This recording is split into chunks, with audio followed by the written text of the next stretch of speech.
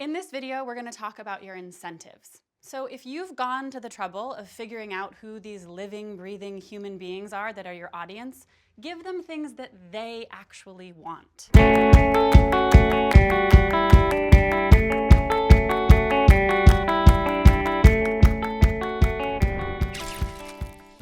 The interesting thing about incentives is that the best ones that we've seen are incentives that are used as a storytelling tool to deepen an audience's engagement with the project, with the filmmaker, and with the team. So think about it. Does a t-shirt tell a really good story, or even a poster, or any number of things that are expensive to manufacture and take up a lot of your budget as it is? Now, there are, of course, are exceptions.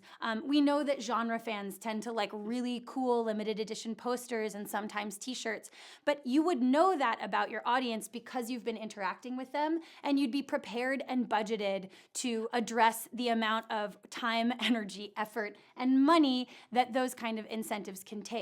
And think about this. Put yourself in the position of a contributor. Would you want a t-shirt? Would you want a mug? Do you put posters up on your wall or a signed page from a script? So making sure that you actually start to make this personal for yourself as well. The vast majority of the incentives you're going to give away are going to be the incentives that you're offering in the $10 to $25 range. That tends to be the most common amounts contributed to crowdfunding campaigns. And certainly that's actually what you want, right? Because if you can make $20,000, $10 contributions at a time, that means you've built a really big audience in the meantime. The best incentives we've seen in this range tend to be personal, visual, shareable, and immediate. What do we mean by that? Let me give you an example. There's a fabulous filmmaker named Mannion who made a very dramatic time travel short called Time Signature. And Time Signature, while itself was a drama, Sean himself is a very irreverent guy, and we would discover really talented at Photoshop. So I made a contribution in the first week of the campaign, and I got an email within 20 minutes that said, "Emily, thank you so much. Your contribution means so much to me. If you could travel anywhere in time, where would you go?" And I, as it turns out, am a very boring person, and I said this is really embarrassing to admit, I would like to go to the signing of the Magna Carta without really thinking about it and having no idea what was going to happen. Another 20 minutes later, I got a tweet that said, "We found at Emily Best at the signing of the Magna Carta. Where will we find you?" And if you look at this image, you will see that that's my dumb face in the upper right-hand corner, thrilled as could be to be there at the signing of the Magna Carta. What I loved about this is Sean took something ridiculous that I said, turned it into a hilarious image, and I shared this everywhere. I made it my Facebook background. I retweeted it. I just thought this was so delightful. And I know that I am personally responsible from sharing that image for no fewer than 7 other contributions. That means he turned my $25 into $200.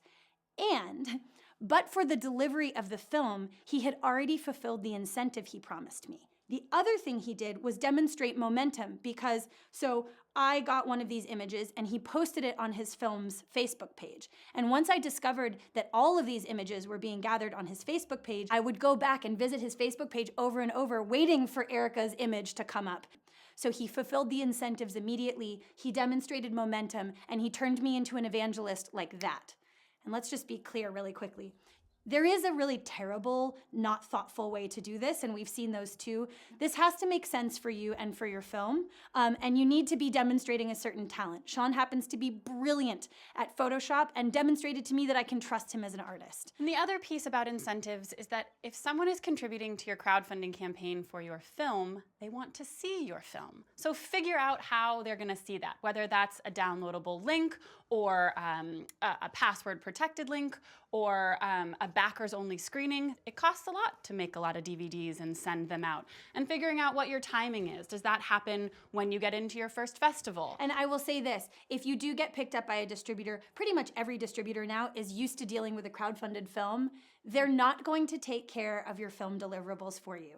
They're not going to just give you the DVDs to send to people. They're probably not going to cover that expense. So if you do think your film is going to get picked up by a distributor, make sure that you don't promise anything that interferes with what a distributor might want to do for your release, but also continue to budget for those costs because you will have to incur them. Consider some things that you can do or that you're already doing that your backers might be really interested in getting involved with. So your wrap party, right? Your premiere party. You could do a midway event that's a concert with your friend's band and give people the chance to come to a really cool community event so people can see the liveliness that's building around your film. We tend to see that humor works really well. Sean Mannion's film was not a comedy at all, but his incentives were incredibly irreverent. And that's one of the many ways that he respected how his audience is more than just a sort of like one note, if you like drama, you're only gonna like sad things. No, we like drama and we like funny, ironic, irreverent things as well.